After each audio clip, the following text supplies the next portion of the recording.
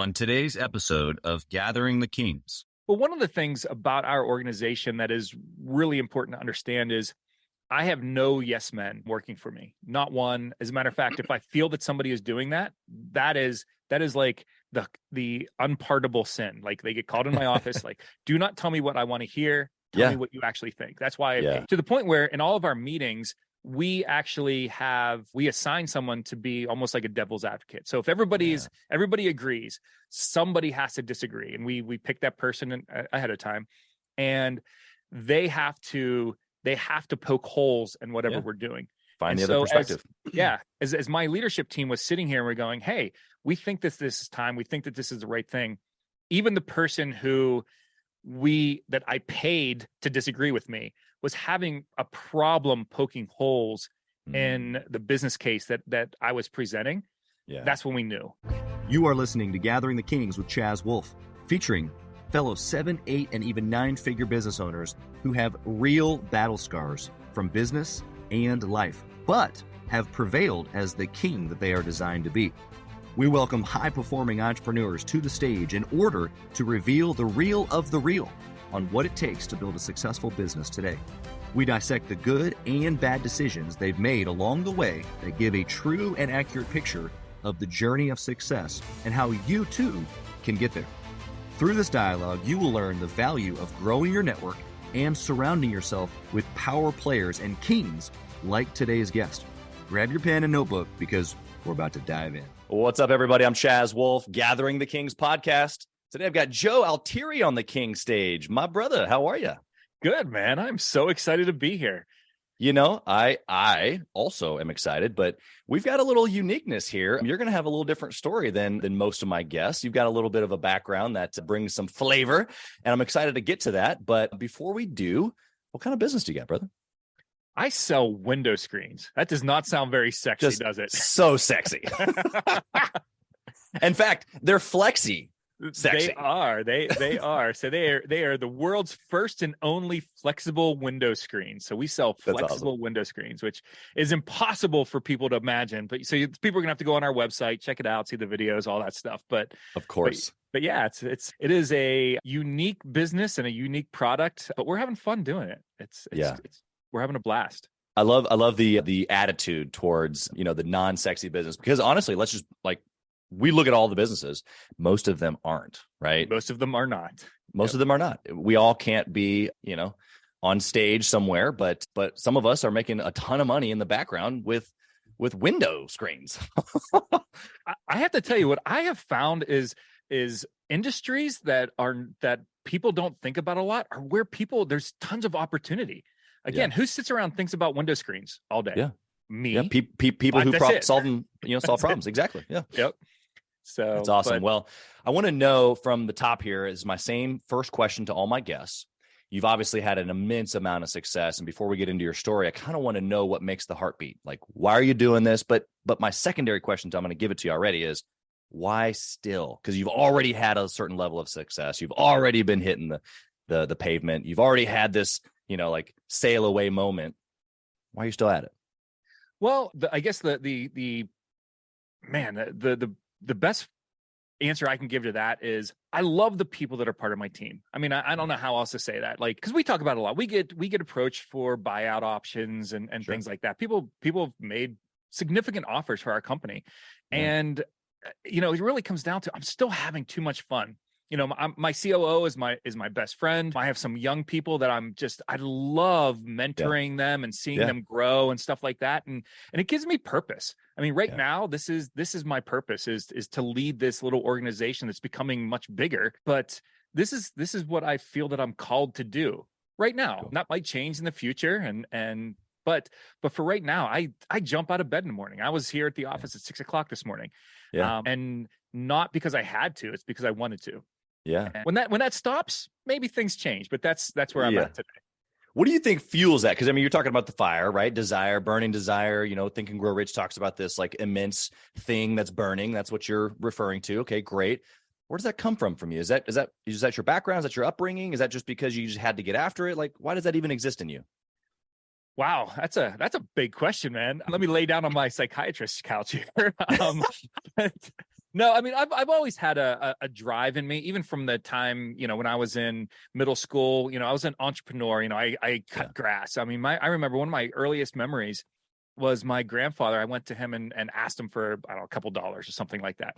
And he bought this lawnmower. It was like the one with the orange bottom and the little white top, right? From like 1960, right? You know what I mean? 100%. You had to pull it for, half an hour to get it started. And he's like, I won't give you money, but here, you can have this. And he's like, go start cutting all your neighbor's grass. And I went around in middle school. I was cutting people's grass and then going and knocking on the door and asking for money. That was me, right? Like, hey, I cut your grass over there. I'm not asking for anything. If you don't want to pay me, great. And I made a killing doing that in middle school. Wow. And all through high school, did things to make money. So there's just something in me that is driven. And I'm not saying that, hey, Joe's great because it was just, there's some people that's inherent in them. Flex Screen, my company was born out of my garage. So it's one of my kids. And so this inner drive that I had, along with this passion for something that I created, just has led to this excitement about our company. And the excitement isn't just through me. Our whole team is excited about what we're doing. We're growing fast. I mean, we're doubling every year. I mean, it's really easy to be excited when you're seeing this type of success that we have. Yeah, absolutely. What do you think about the time, where maybe you're not doubling? Like, does the burning desire, or have you experienced that yet so far? Or does that burning desire kind of go out a little bit? Does it get frustrating? Have you had those moments with this specific business yet? So early on, traditional window screens were invented in the early 1900s, like 1907. Sorry. So there's like 100-year-old technology, and they look like just like the screens that are on your house. It has the rubber spline, metal screens with a rubber spline, invented in 1907. So we're bringing something new to a market that is 100 years old. Over 100 years old. So there was a lot of pain in the first couple of years. Yeah. Trust me, I wanted to throw in the towel about 1,000,000 times. Like literally the end of the day, it's like 6:00. I'm going home. I'm like, this is my last day. That's it. I'm not coming back tomorrow. Like I'm finished. But then you wake up the next morning and you're like, well, it's another day. We're gonna do better today. And so I mean, there's been lots of opportunities to quit in the early times. Yeah. I also know me as a person.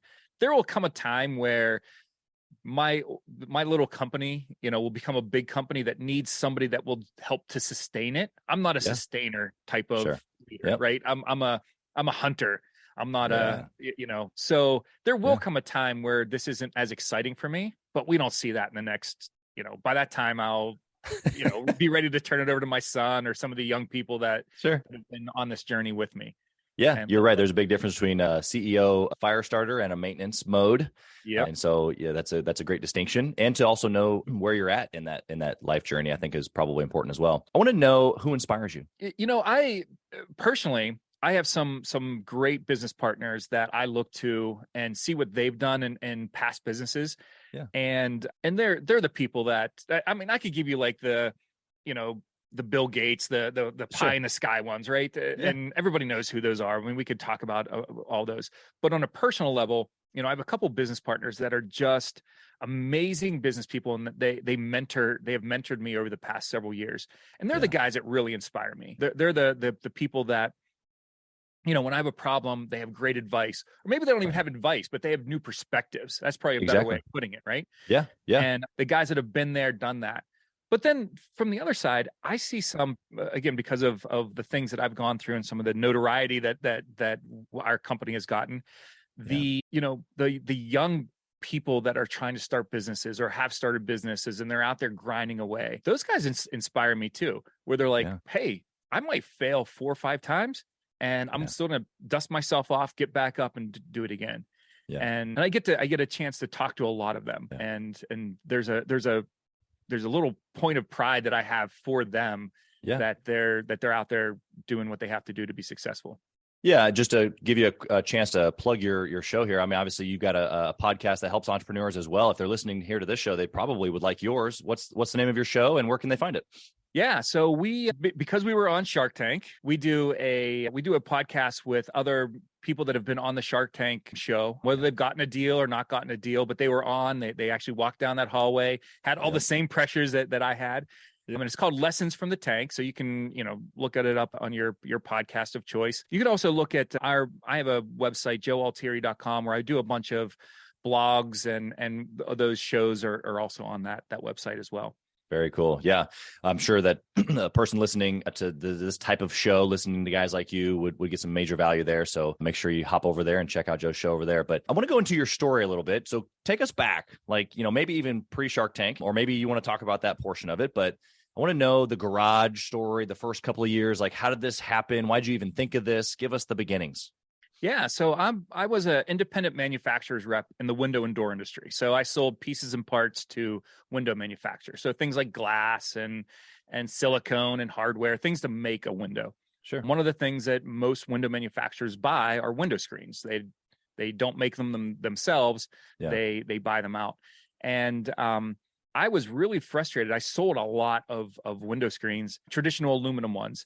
And my customers were really frustrated with the problems that come with regular screens. They're hard to install. They scratch and dent and get damaged easily. As a matter of fact, they are the top damage complaint on a window universally across the entire world. Window screens are by far the biggest. It's frustrating. Let's just be honest. They are. And so I would, again, it was a daily struggle with my customers complaining about not the company that I represented, but the product that they were being sold. Not that the company was doing a bad job. There just wasn't a better product out there. Yeah. So I literally just started walking around Lowe's and Home Depot and grabbing things, going, I wonder if I can make a screen out of this. Wonder if I can make a screen out of this. And I cleared out my garage. My wife, I asked her if she could pull her car out for like a couple weeks. You know what I mean? 2 years later, 2 years later, I had this ugly prototype of what is now Flex Screen, our product, and showed it off to some people in our industry. One of the lucky things for me was I didn't invent something in the auto industry or the aerospace industry where I had no connections, right? This was my industry. I knew the players. Yeah, and so I went out to some of my customers and said, what do you guys think of this? And they're like, build it and we will come. Yeah. And so we opened up a manufacturing. It took me about a year to go from prototype to an actual manufacturing process. We opened up our first manufacturing location here in Pittsburgh, which is where I live. Wow. And so we're 3 years in now at this point. So 2 years, company's not real. This is just me messing around, right? So then I get some investors. Again, we'll call it end of year 2. Sure. It takes me a year to bring it to life. To bring it to life. We spent a bunch of money on a manufacturing plant, millions of dollars. And the first year, because now again, I have these letters from customers going, we love this. This is amazing. This is awesome. And our first year of sales was $400,000, which probably not the projection. That was not the projection. Yeah. Like add a couple zeros. That's what we were projecting. Right. And so then the next year was better, but it wasn't much better, not enough to sustain. And so now we're 2 years into manufacturing. Right. And we're kind of limping along. And so we started, and the issue was unknown product that I'm selling it to a window manufacturer. Now the window manufacturer has to sell it to a dealer. The dealer has to sell it to a homeowner, and the homeowner has no idea. They've never heard. Most of your listeners, if I say flexible window screen, they're like, "What the heck are you talking about?" You know what I mean? Sounds cool, but what is it? Yeah, and that was the same thing that the homeowners were having. That was the same reaction, and so we had to do something to get the word out to the eventual end user, right? And I didn't have $10 million for a 30-second spot on the Super Bowl, right? And so we started going all in on social media.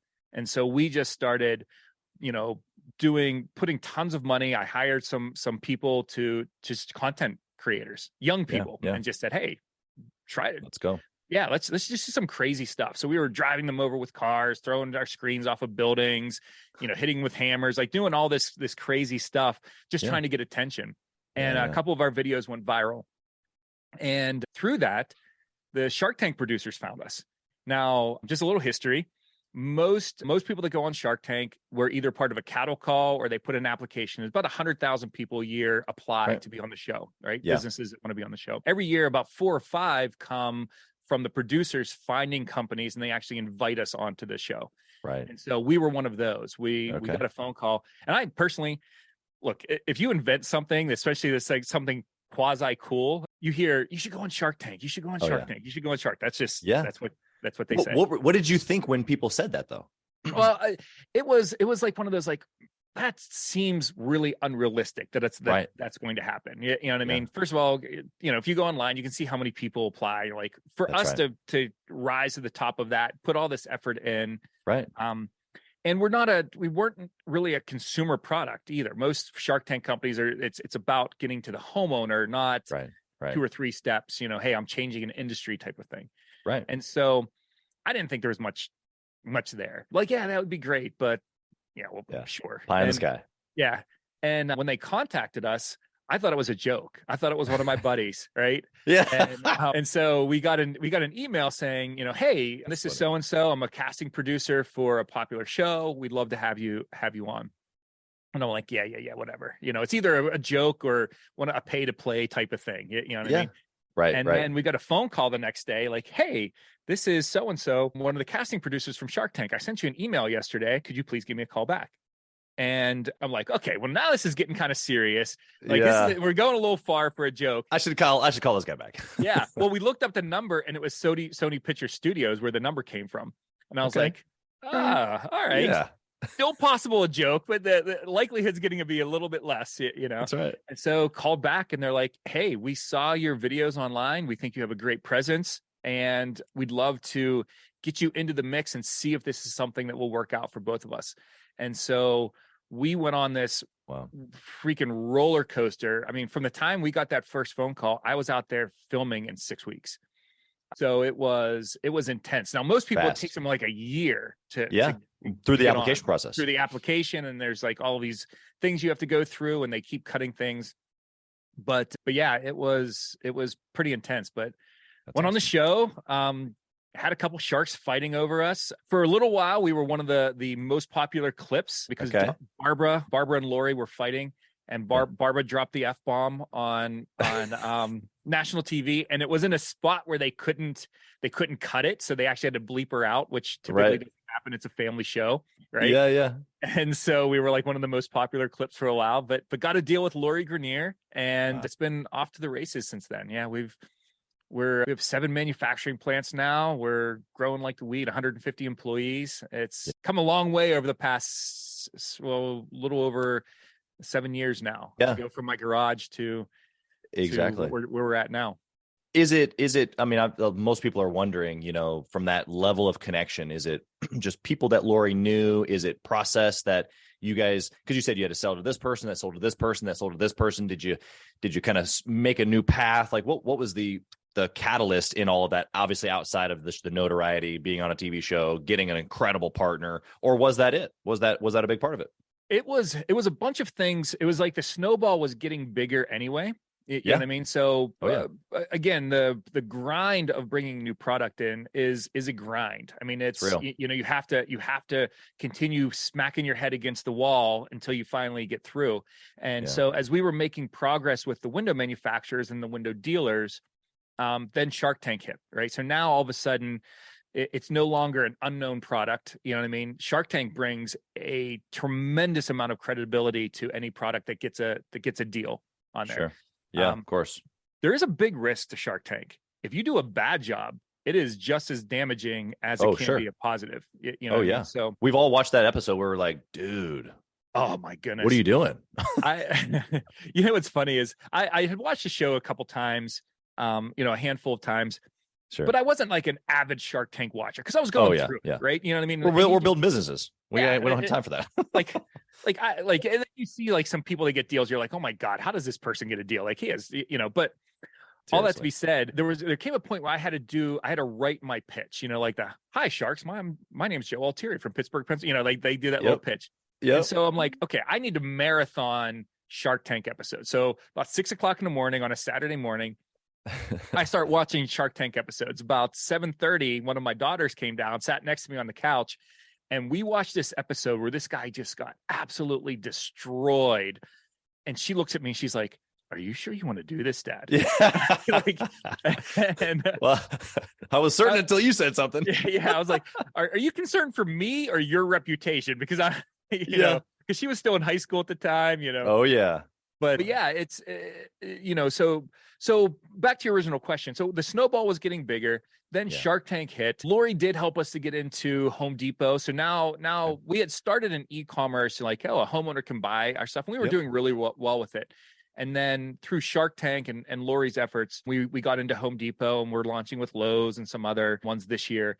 But that's where they have a lot of value is the notoriety, just getting those millions and millions of people to see it, then the repeats and all that stuff. But then they're really good with retail. They really are, which is not our core business. Yeah. But she helped out there. And then she also helped us because we're growing so fast, we got another episode where we did an update episode the season after. Yeah. And nice. so, highlighting our growth and stuff like that. So we got another 3 minutes of fame, which is pretty cool. Yeah. I'm sure that just fuel on the fire, and as they say, the attention is the monetization of today. It's the eyeballs, and so I'm sure that's only added fuel to the fire. All right, so you've given us this wonderful picture. Thank you for sharing. Incredible story. But you mentioned a couple things in there of like some struggle. So I want to get to the good and the bad. Mm-hmm. Tell us early on, maybe even before Shark Tank potentially, of a bad decision, something that you did that just did not go well at all. You look back, you know exactly which moment we're talking about. What is it? Oh man, it's gonna be hard to narrow that down. There's been a lot of them. Yeah. We introduced a new product about 3 years ago, which was a cheaper version of our product. Okay. And it was right before COVID hit and all that stuff. And we brought in a bunch of inventory, probably like $50,000-$60,000 of inventory that literally last week we scrapped every single bit of it. And that's again, for a young company, $50,000-$60,000 is, man, that's painful because it's true cash flow. This is, this isn't like, I went out and got a loan. Like we're right. We're debt free. So it was money out of our pockets, money that I could have used for something else. Yeah. They could have hired somebody. Yeah. But from our side, we do try to fail a lot. And I know that sounds really weird, right? We try to fail small. So we try a lot of things. And so we do mess up quite often. Yeah, I love that. I've had customers where they've come in and they're like, hey, we'd like to do this, and this. And I'm like, hey, you have to give me, for me to do that, you have to give me a really strict written commitment and all this stuff. And they're like, no thanks. And again, I look back and go like, why did I do that? Like, why was I so rigid in that one case where, right. And so, but they're just learning lessons, and that's one of the things that we, like, even with my team, I try to explain to them, like, man, I want you to fail because every time you fail, you're going to learn something. Now, don't cost me $1 million. You know what I mean? Like I had one guy who was doing our customer service for us, and he messed up a big order, and it ended up costing us like $5,000. And he came in, he's like, Joe, I'm so sorry. He goes, I'll give you my 2 weeks. And I'm like, what are you talking about? Like, go back to work. I'm like, are you ever going to do this again? He's like, no. I'm like, well, that lesson cost me $5,000. Why am I going to let you go now? Yeah. Like, so, yeah. I just untaught you. Yeah, exactly. I'm like, so let's move on and go get forward from this. Yeah. And so where does that come from though, Joe? Like, think about it. Like, there's so many entrepreneurs out there that are perfectionists, high standards. They would have been completely upset. $5,000 is $5,000. That guy would have been gone before he even wanted to be gone. Why did you change it like that? I think well, first of all, I have a really young staff, which is great because, man, I don't know how else to say this, and they're listening. I'm sure they're over in the other room. I don't pay them a lot of money. Right. And I'm not saying that to be, but these guys aren't, they're getting experience. Yeah. And I have to appreciate what they are. They have tons of passion. They have tons of energy. They don't have tons of experience, which means that they don't cost as much as on payroll. Yeah. They do cost with my time, my energy, and the mistakes that they're going to make. Yeah. But I'm grooming them to be leaders within this organization. They understand that, they see it, and there's a roadmap for them. And there's a roadmap for them. Exactly. Yeah. And I also do want to, I do want to give them opportunities to mess up, because with a company like us that is growing, there has to be permission to screw up. There has to be. We want to have checks and balances and make sure they don't screw up too bad, but you have to give them, otherwise they get locked up into indecision. And for us, we pride ourselves on being able to shift, and we're flexible, haha. Sure. But, Yep. just to, so I have to give them that permission to go out there, mess up, knowing that there's a safety net under them. They're not going to get fired. They're not going to get berated in front of everyone else. We're going to learn lessons. And so there's a youthfulness to your culture of, hey, we're kind of bumping around here, but man, we've got a big heart, big mission, big passion. That's it. Yep. Kind of what I'm picking up. Very cool. Absolutely. Tell us about a good decision that you made. Something that you can think of this exact moment. It's led to not everything, but a good majority of the success you have today. So we just made a big move. So right now, if you want to buy our product, you have to buy it from one of my manufacturing locations, right? Okay. So, whether you're a window manufacturer, a homeowner, you have to buy it from one of us. Yeah. We just made a big move into licensing our technology to the window manufacturers. So we had a company that we spent millions of dollars and tons of time developing a fully automated line to make our equipment. And we've had window manufacturers have started buying these lines and started licensing. And we knew that this was going to be our future. We had to create the demand through our own manufacturing and things like that. But it was a scary decision, where we said, we're completely changing who we are as a company. Our manufacturing is no longer it's a necessary evil now. We are going into this new phase of our business, which is licensing and just getting mailbox money. You know what I mean? Like, hey, you make my screens, and you just pay us a royalty. Yeah. Yep. And so we actually our first licensee is starting to manufacture this month. And so we started down that path a little over a year and a half ago. And that was the biggest decision that we've made as a company. Yeah, it's incredible. Scary, but we had to bring people on to be able to manage that. We brought on, employees a year and a half ago that I've been paying in preparation for this. Right. And those are big investments into the future.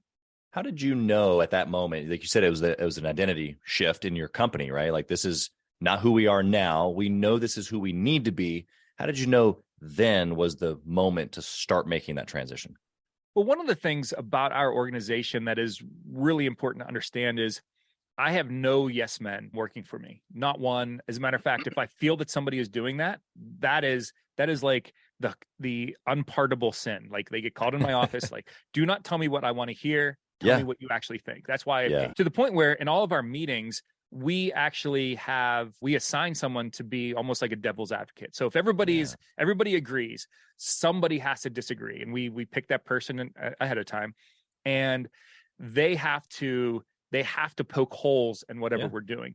Find the other perspective. As my leadership team was sitting here and we're going, hey, we think this is time. We think that this is the right thing.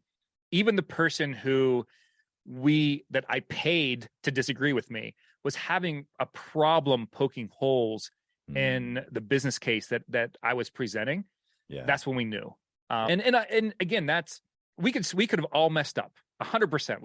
This could be the worst decision in our company history, but I've done everything possible to try to make sure that isn't the case. And including, like I said, paying people to disagree with me. And the people that I paid to disagree with me, if they couldn't find a way to do that, I feel like we're on pretty solid footing. Yeah, I love the perspective. It's strategic, not only planning, but then like almost strategic wrestling. It is. Yep. To really battle it out, and then when everybody's tired and winded, it's like, well, what's left is just to go for it, or to get rid of it, one way or the other. What would you say for maybe the smaller guy who he's not paying a guy to disagree with him, right? He's just stumbling along, maybe like you were in the first couple of years, trying to figure it out, probably bleeding cash flow, but he needs to make that transition of some sort. He's been knocking it back and forth, pinging and can't. What would you say to that guy? Well, early on, I didn't have any money to pay people to disagree with me. I did have some great mentors in my life, and to me, that is probably the most valuable piece of advice that can come from anything that I ever say, is get people in your life that are not afraid to tell you the truth in love, you know what I mean? Because they want things to be better for you. But get people in your life that will give you a perspective that you don't have. Yeah. And that's huge, whether it's a mastermind group, whether it's mentors, whether it's, local Rotary, get around people that are either going through the same things of you or have been there, done that, and can give you some good advice. Yeah. It's huge. And I can't even express the amount of value that you would get from, or one of your listeners would get from doing that. Yeah. There's two different types of entrepreneurs. There's the one that knows that he needs help, but doesn't want to ask for it. And then there's the guy that doesn't think that he needs help. Both which are completely wrong, And I think we've all probably been, in both of those seats, if we're honest with ourselves. But I love your just directness around like, hey, it doesn't really matter like what level you're at. You didn't say, hey, if you're at this stage, you need help, or if you're at this stage or whatever. I mean, you bringing on Lori, I'm sure has just enlightened you to a whole nother level, even after your already current success. And so there's always another level to go to, is what I'm hearing you say. Am I picking up what you're saying? Is. Yeah, absolutely. And also being humble. Now, again, I don't come across as a humble person. I really don't. But internally, I know who I am. And I know that there's a ton of things that I don't know. And that is the important thing.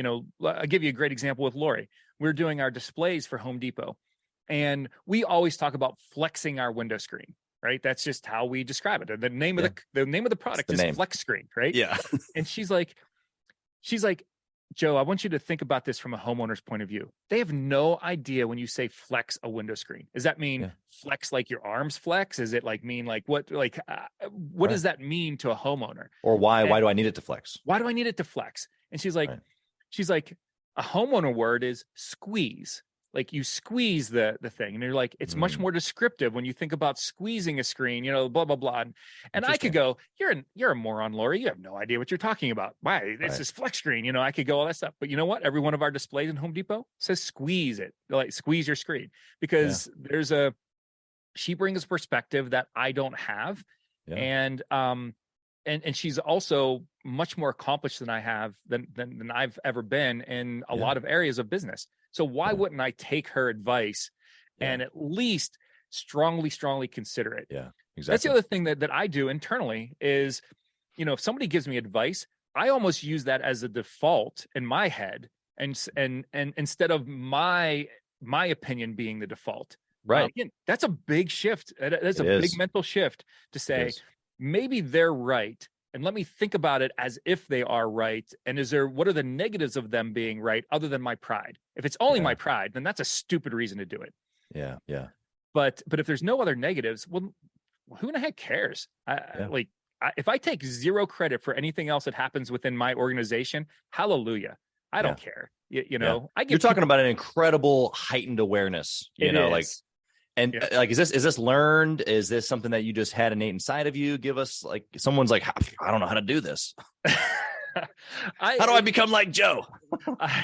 Which the irony of it is like, hey, don't become like me. Become like, the people that in your life that you can look up to. That's right. But I don't know. I early on, I found that every time that I think that I know it all, I get proven wrong.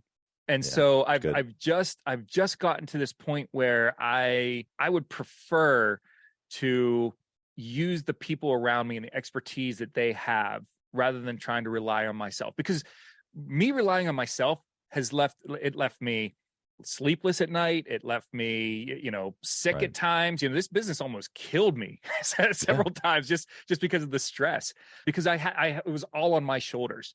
So and again, I'm not saying that I put pressure on the people around me, but in my mind, I'm saying they're also responsible along with me.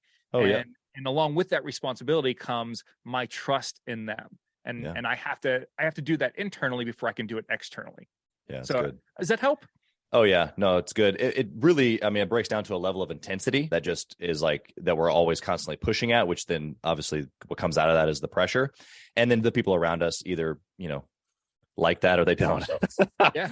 So, which is great. It's a great filter. And we're over here on, culture and team building all of a sudden again, but that's a result or a production of that as well. I want to go over to our speed round here, Joe. I want to know, inside your business, you obviously got a lot of things going on. What's the most important KPI? Or the way I like to say it is, if you could only pick one thing to track ever and ever, what would it be? Growth. I mean, that's just for us right now. Is that top line? Is that units sold? What's the KPI? Units sold right now. Top line and units sold are kind of go hand in hand. As we go into the licensing, they have less of a relationship. Yeah. Now, licensing greatly impacts the bottom line. You know what I mean? So bottom line will grow, but our top line will grow slower. But it's units produced, not even units sold.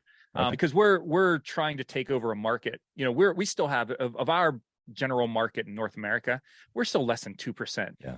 There's a figure out there that essentially says that if a new technology can get to 5% of the market share, that the old technology is like dead man walking. Like it's dead. It just doesn't know it yet, right? Yeah, it's just a matter of time.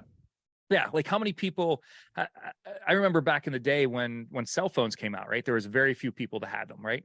Yeah. Now I don't know anybody that has a home phone, right? Right, exactly. It had come to a certain point where the snowball was getting so big, so fast, you couldn't stop it anymore. Yeah, and from everything that we've read, it's around 5%, 5% of market share. For a new technology, it's for a disruptive technology. That's you can almost sit back and watch it happen at that point.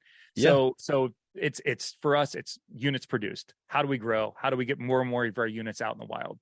Yeah, we just went through a home build in 2022, 21, 22, and the process of going through those things, picking all the way down to the littlest things. The outlets now have USB in them as opposed to not, right? So like, even something super simple like that, like where that becomes now the normal, the other outlet wasn't even offered, and so at some point your product is just what will be installed in the house. It just won't even be a thought. I'm sure the other technology will still exist as the cheap, low grade, nobody does this option, but the standard eventually will become yours, is in essence what the plan is, right? That's the plan. Yeah. We're the smartphones. Will there always be home phones and dumb phones and stuff like that? Sure. But the percentage is so small that it's almost irrelevant. Yeah, exactly. So, okay. What book would you recommend for just a business owner in 2023 trying to grow their business? So one of my favorites is How to Swim with the Sharks Without Getting Eaten Alive. I don't know if you've ever read that. I haven't. No, you have to tell us a little bit about it. It's all about. It's a sales book primarily, but it's really it's a perspective book. One of the things that I got out of it, is, if a problem can be solved with money, it's not really a problem. It's just things like that. And again, solving a problem with money is, that's a big thing. You know what I mean? But is it really a problem if you can write a check and make it go away? So that one's really good. I like this, 7 Habits of Highly Effective People. I mean, that's a one. That's a classic. Yeah. So, but yeah, those are ones that I read every couple years. I read several of those, and I love reading. I do love learning, and so. The resources out there, obviously, even your podcast, is just a great example of how learning today, the learning spirit, doesn't have to be a book, it can be a podcast. Yep. It can be experiences from other people told, but I think that those are great examples. I love that. We'll put those in the show notes as well. Yep. I've got a question for you around habits. I want you to tell me a habit that you have, or maybe it's a characteristic trait that you feel like you have or had that unexpectedly kept you from success. Wow. That's a good one. One of the things that, and this is going to sound like really strange. This is going to sound like the interview. Yeah. Give us the good stuff. I never stopped early on. Right. I worked 7 days a week, 12 hours a day, 15 hours a day. It was just go. And there came a point where my wife, and again, I wish I had the internal fortitude to make this change, but she had to make it for me. And she said, you need to stop. And I'm like, I don't know how to stop. This little fledgling company needs me. And she's like, but you need downtime and you need family time so you can keep your perspective on why you're doing this. And so I'll say we, just to make me feel better. But, take a little bit of that credit. She came up with this plan where it's like every Sunday, I no longer work on Sundays. Like that's it. Like it is our day. And so there's no emails, there's no phone calls. We try not to even talk about work on Sunday. And so that was a big thing because I was well on the path to, we made compromises with even family vacations and stuff like that, where it's like, hey, I would work through the whole vacation. And she's like, look, hey, you can work from whenever time you get up until the family eats breakfast. So around like 9 or 10 o'clock, answer emails, do whatever. And then around lunchtime, when everybody comes back for meal, work for an hour or so to stay caught up. Other than that, nothing at night, nothing. And again, I credit her for that because she knew that I needed to do that, but I would have ended up in the hospital. I mean, it was just, the grind is important. It can't be, it's not sustainable. You have to take some time for yourself. That's incredible perspective. What I want to just point out, we've talked about this with a couple of guys on the show, but obviously you're a mover and shaker. I mean, the fact that you're willing to go 7 days a week is like a lot of entrepreneurs.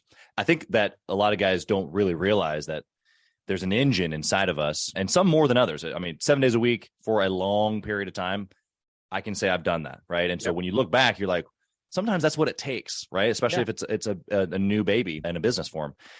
But man, your wife must be like direct and strong to be able to corral a bull like you, because I had the same situation. My wife did the exact same thing. Basically was like, hey, champ, I see you running fast, but I see you running fast in the wrong direction. So we're gonna need to make some adjustments, Yeah. And it is, I mean, having good people in your life, whether it's a spouse or partners or whoever that can see you, heading towards that cliff.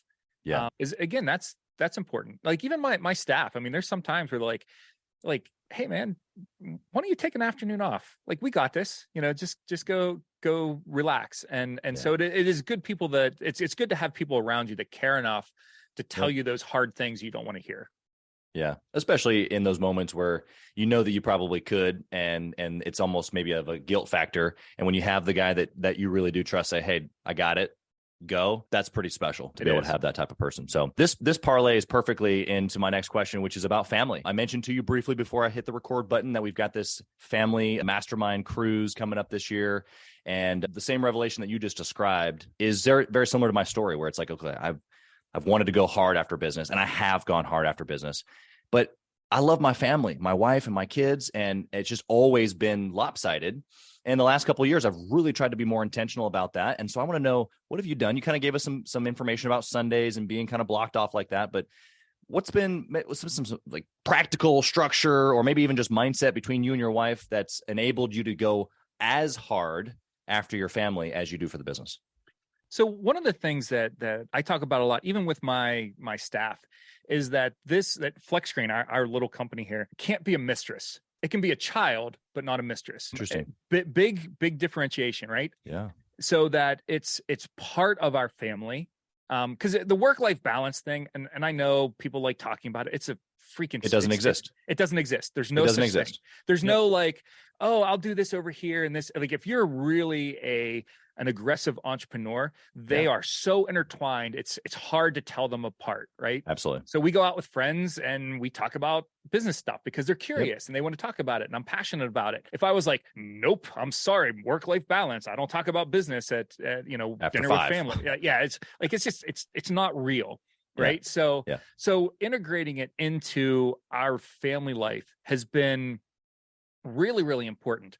But like, my son works for me now. So he runs our Pittsburgh manufacturing plant.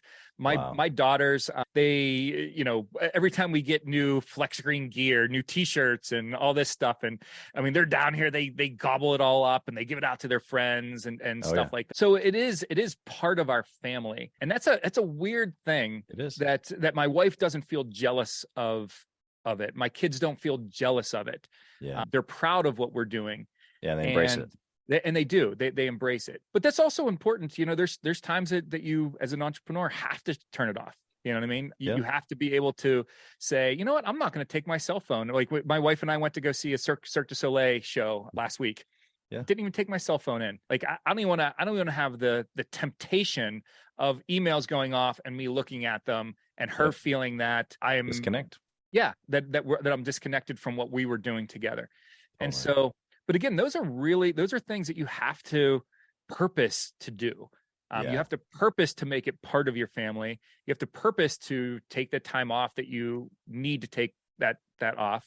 And you also have to purpose to give the people attention that deserve attention in your life without being distracted by this child over here. Yeah. You can't let the youngest, loudest most expensive child get all the attention.